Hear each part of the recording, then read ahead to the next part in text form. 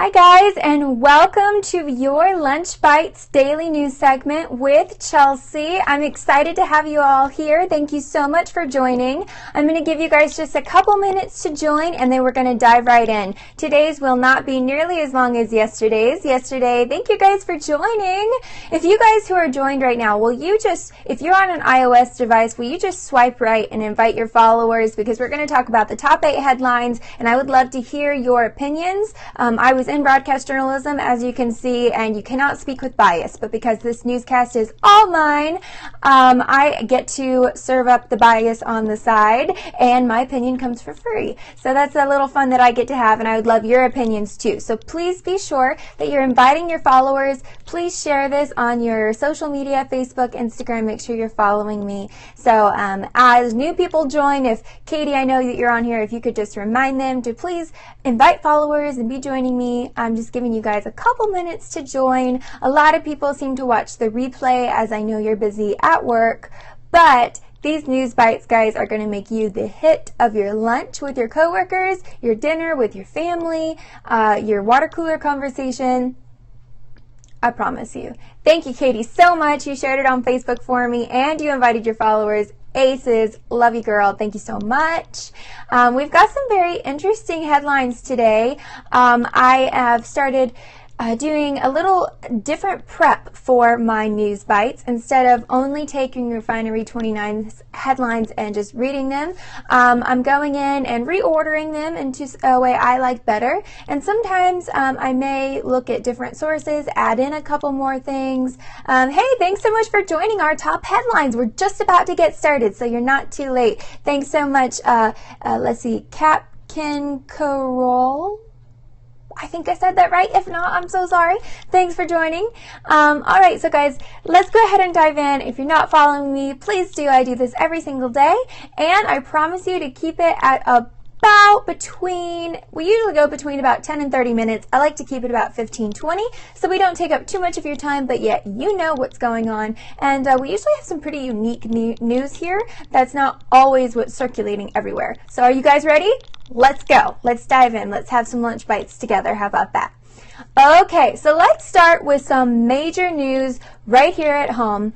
So we all know about that San Bernardino case with the iPhone that went back and forth with the FBI and Apple. Were they going to unlock it, etc.? Well, we know that that ended because the FBI was able to unlock the phone, okay? So there's the backstory on that. So the first headline we have is major news. The FBI plans to help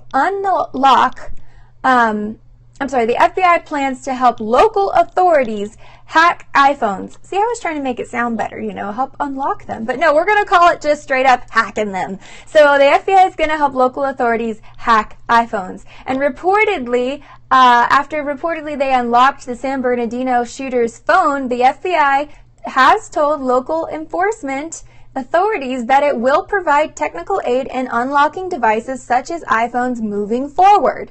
So I think this is actually a really great happy medium, because Apple was all for saying, no, we don't want to provide a security breach by hacking our own systems, because they do have algorithms that make it so even they have a hard time hacking things, kind of like Bitcoins. I don't know if you're familiar with that, but they do have 2 key codes, and it makes it very difficult. Their encryption is really strong. So what we do know about the San Bernardino phone is that it was not upgraded to the most recent updates. So guys, that's just a reminder for you guys. Every time you see an update, hear about one on the news, you see that little number 1 in red on your iOS device next to the updates or the general software little gear, just make sure as soon as you can, plug into power and go ahead and update your phone, because that's part of how they were able to find a way in, because it was not as secure as possible. So if you want your device as secure as possible, do not wait to do those updates. I know sometimes they report issues with the updates. Let me tell you, Apple always fixes them and will give you a new update that fixes it. So if I were you, I just want to remind you, make sure you're keeping up with those updates, because otherwise this is how they were able to actually get into that phone. So I think it's good. They're putting in the FBI's hands, and Apple can stay strong, and we can keep trusting them as far as security goes. So that's what I have to say about that. Let's move on to some world news, guys. So we're got some broad view going on right now. So world news. Poland's prime minister is backing the country's Catholic Church in an effort to ban abortion. This isn't minor, guys. This is a huge deal. Completely banning abortion. Okay, so I thought this was just going to be like in case of this or in case of that. No, no, no. This is an all or nothing. Catholic churches and the Polish government are proposing a reform that will rule out abortion completely. Under the change, women in Poland who become pregnant as a result of rape would be required to give birth to that child. They would also be forced to give birth even when the pregnancy threatened their own health. So I am not going to go into an argument of for or against abortion. That's not where I'm going with this conversation. However, I think it's important, yeah, this is very sticky. I think it's important that countries take a stand on something, because there's that old adage that your mama probably told you, if you don't stand for anything, you'll fall for everything. So it is important to take a stand. But I know, for instance, it's a very personal experience for me, but my mom, she almost died having me because of her own body. She just had some complications. Now, the doctor has told her, even now today, she could get pregnant, she could carry a child, she could even birth the child, but she would die in childbirth. So only one of them would survive, and it would be the child. So my parents decided that they would stop with me. So I'm an only child, and that's why. But, so when I think of that from a very personal experience, it concerns me, because I think, oh no, like that would mean my mom would die. So, and there's so many ways to look at it. I agree with Katie. It's very sticky. What I'm hoping, though, is that if they do this, they will increase their their ease of access to birth control.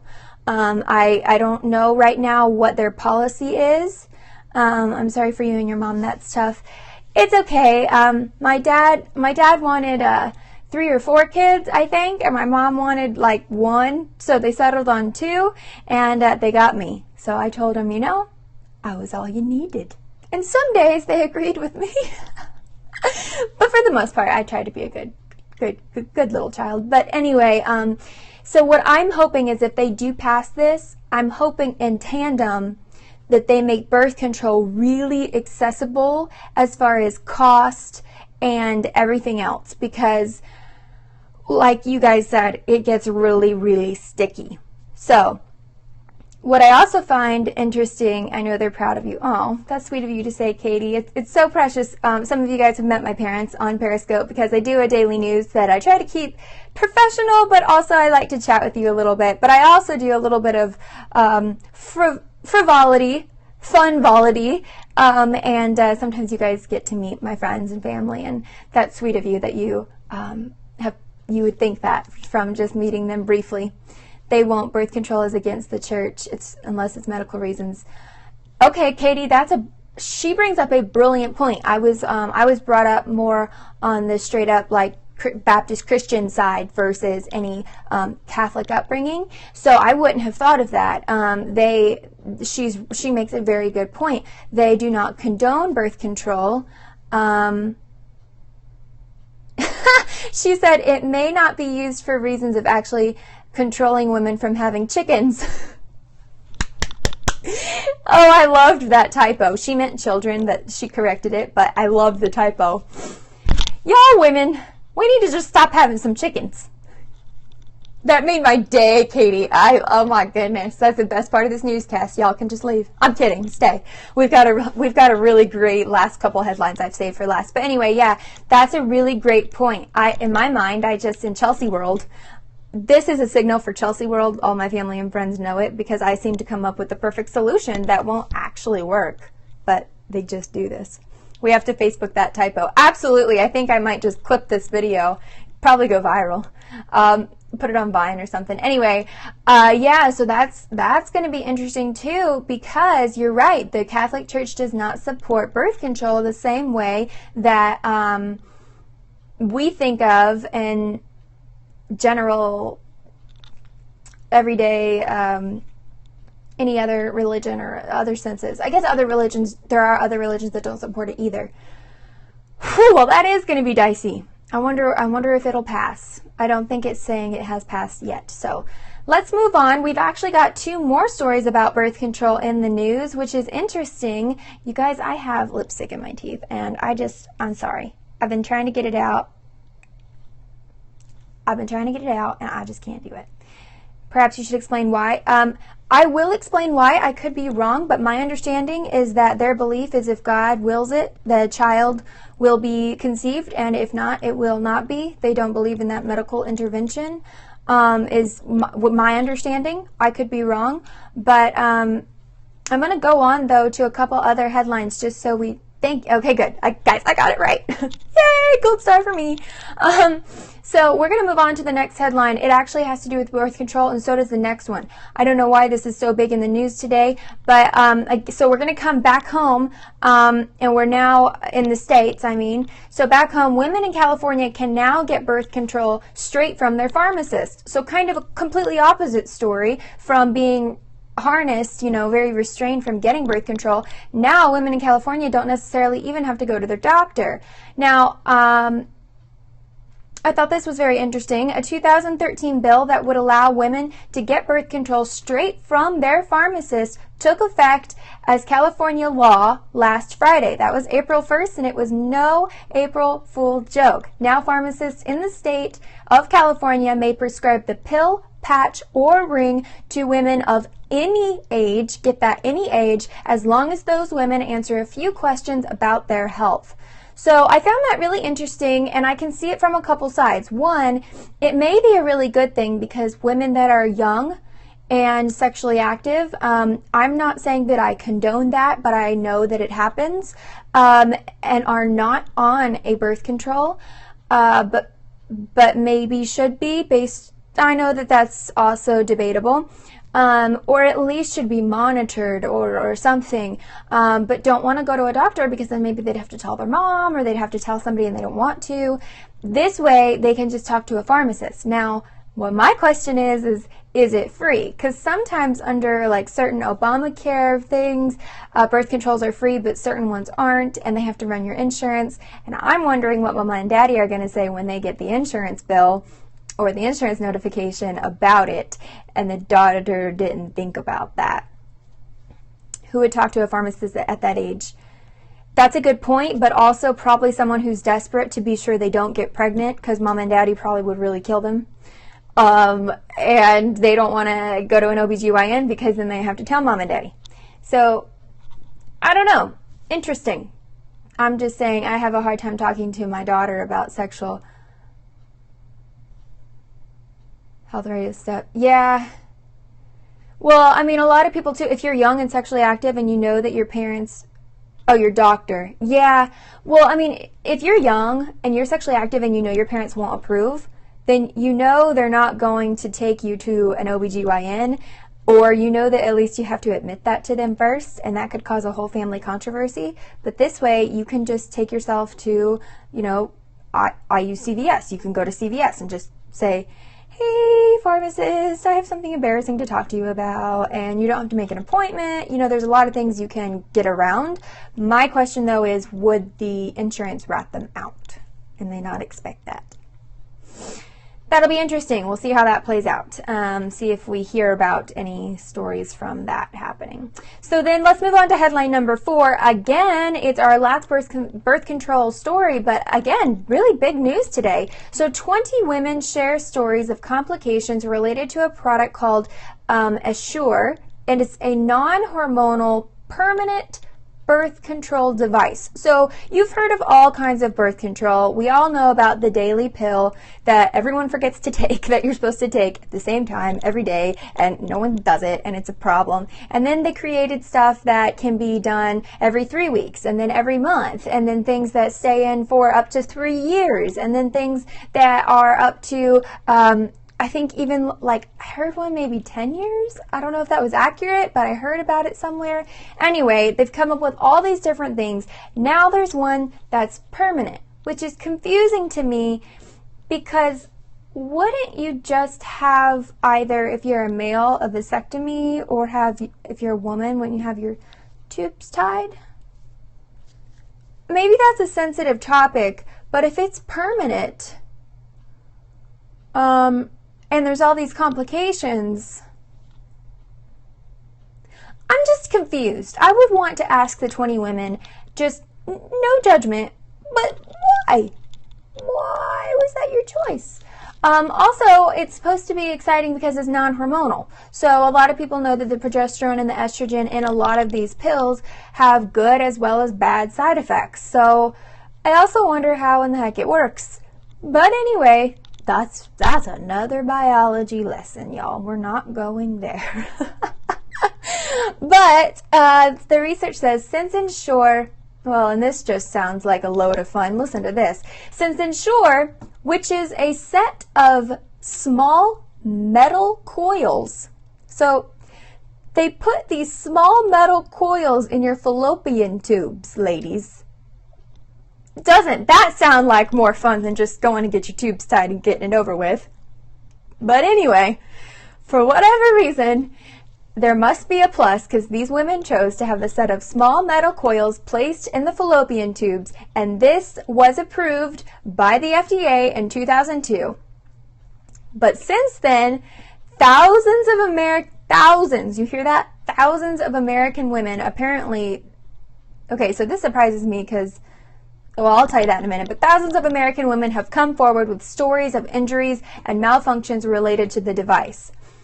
So, you know how they say when things are reported, it doesn't necessarily show the full picture because not everyone's going to report an issue.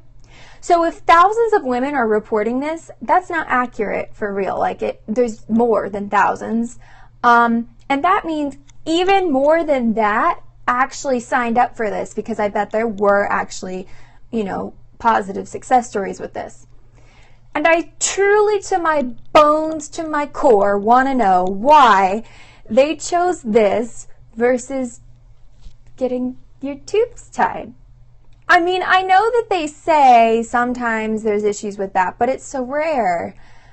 And it's such a routine procedure. And I'm confused. If anybody knows, shout it out. Let me know. If you're seeing this on a replay or on my archive on YouTube, send me a DM on Twitter at ChelseaRoadman telling me why. If you are one of the women who has this, I am not putting you down. I am just baffled and I want to understand. This is my longing to understand face. That's what this is, okay? So please don't feel belittled. Feel like you're empowered to give me information. But here's what the rest of it. Here's the rest of the information you need. It says that after all of these things were reported, it says, but it wasn't until, of course, the media caught on to a Facebook group called Ensure Problems in 2013. Well, it's not Ensure, I'm sorry, it's Essure, E-S-S-U-R-E, Essure Problems in 2013. The concern over the device reached a fever pitch. Now, my reaction to that is, that was 2013, y'all. Last time I checked, we're in 2016. Why is this a headline of the day? I'm confused. I'm confuzzled. There's so much about this story that I don't understand. I don't like not understanding, and I want to. So like I said, if you see this now on the replay, on catch.me, all my broadcasts go to katch.me/ChelseaRoadman, or on my archive on YouTube, youtube.com/C/ChelseaRoadman, or youtube.com/user/ChelseaRoadman vlog, VLOG. Good Lord, you could be seeing this anywhere. I want to know. So I hope that one of the thousands of people involved in Assure will tell me why they chose it and maybe the positive or negative experience they had. And why in the world we're not hearing about this for 3 years. Why? Okay, so I think we need to put that to bed. Just let it sleep. Okay. And we're going to move on to headline number 5, which is something a little more nami-nami. It's about Starbucks. Starbucks is bringing back an oldie this week. It's throwback week, I guess. The Caramel Cocoa Cluster Frappuccino. Try to say that 5 times fast. The Caramel Cocoa Cluster Frappuccino. I had to practice that before I did it for the news. So, remember the Caramel Cocoa Cluster Frappuccino? It came out last year when Starbucks brought customer-inspired secret frap packs to the official menu, and consumers ended up loving the chocolatey caramel drink. Okay, so the first thing I have to say is, okay, it's a chocolatey caramel drink. Need they say more? Like, did there need to be more to the headline than there's a chocolatey caramel drink at Starbucks? Go get it? I'd be like, yes, sir. I'm going. But you guys know there's tons of websites and even iPhone, Android apps that are dedicated to the secret menus of a lot of places, but it started with Starbucks. Because as my mom likes to say when she goes to a restaurant, she looks at the menu and she says, well, if they can make this dish and that dish, it means that they have all of the ingredients to make this other dish that I would rather have. So I'm going to ask if they can do that for me. So the same principle applies to what people are asking them to do at Starbucks, saying, well, if you have all of these flavorings and all of this and that, I'd kind of rather have a magical mystery drink called this. And so I'm going to give you the directions, and can you please put it together for me? And so they decided, I think it's really cool. Their reaction to that was not to be frustrated, which I could easily see them being frustrated, but not to be frustrated, but instead to embrace it and say, alright, cool, let's put something on the menu. That was one of the customers' favorites, and it was a big hit. So this week they're bringing it back. So go check out Starbucks, get yourself one of those nami-nami chocolatey caramel drinks. Tell me how it was. I would love to hear about it. So we're going to move on to headline number 6, you guys. We're going to definitely keep this one at 30 minutes, thankfully. We're talking about some celebrity news here. Is it too late to say sorry? Fans are not too pleased with Justin Bieber's new dreadlocks. After spending, after a few months after sporting cornrows in another country, which Bieber himself admitted was misguided. I don't know why, but I suppose he thinks this time there was misguided. The pop star is at it again. His culturally appropriate hairstyle of choice, and this time it's dreadlocks.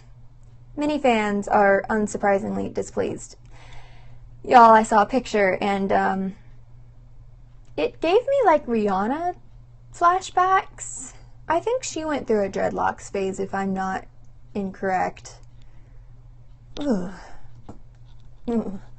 I just feel like at night, one night, I think of the movie Pirates of the Caribbean, like Calypso. That's what I always think of. And then I always imagine you're sleeping at night and a bug crawls out of your dreadlocks. I don't know. I think it's because I don't have them. I can't imagine them. But I've had lots of friends with them and they love it. They're like, it's so easy to maintain, yo, and it's great. And so, power to you. If you have dreadlocks, power to you. Because I'm not that strong of a woman, I think. I can't do it. But good for you. Not so great for Justin Bieber. He doesn't pull them off, at all. It's not good. He's trying to do a comb over with them. Y'all have to look up a picture. All right, headline number 7, and this is an exciting one if you're a child of the 80s or 90s. Backstreet Boys back. All right, y'all. Nick Carter confirmed that Backstreet Boys are reuniting for a Las Vegas residency. I wasn't allowed when I was really, really young to listen to Backstreet Boys, but then when I got older in my rebellious years, of course I did. So this is pretty exciting. In an interview with Entertainment Tonight's Katie Krause this weekend, Nick Carter confirmed the Backstreet Boys are reuniting for a Las Vegas residency. The news comes after Carter's bandmate AJ McLean hinted at the possibility of a Vegas reunion last month, and then Carter just decided to let the cat out of the bag and say, yep, guys, it's happening. So, Backstreet Boys, they're back. All right. So, I'm wondering if they're going to have new music or if it's just going to be like the oldies. Of course, everyone's going to want to hear the oldies. Like, what else? I mean, I really can't imagine them debuting new music. We'll see. We'll see. Maybe it'll be in some more headlines. All right, guys, we made it to our final headline of the day, and it is certainly a talking point if I've ever heard one. So, the murderer referenced on Sunday night's episode of the show Girls has died in prison. Dun, dun, dun. All right, so in a twist, it was announced on Monday that Winston Mosley, the man who murdered Kitty Genovese, died in prison last week at the age of 81. Mosley had been imprisoned for more than 50 years, making him one of the longest-serving prisoners in the state. So, that's something to talk about, especially if you or your fellow coworkers, family, friends, anybody watches this show, Girls. So, thank you guys so much for joining me on today's episode of Lunch Bites. I'm so excited to talk to you if you're watching the replay, if you're watching it on YouTube, no matter where you're watching it, maybe on Facebook. Love to have you, love to talk to you. I will be back tomorrow with some more of the top 8 headline news. We didn't really get a great tech update today, and that just makes me sad. So tomorrow, I'll have to make sure I've got a good one for you because you know it's my favorite. All right, guys, thank you so much for joining Lunch Bites with Chelsea. And you know I'm off to go do my Alpha Bites Challenge. So I hope you're following me on Instagram and Snapchat at ChelseaRoadman. Check that out, too. I'll see you guys tomorrow. Have a great, great rest of your Tuesday. Bye, guys.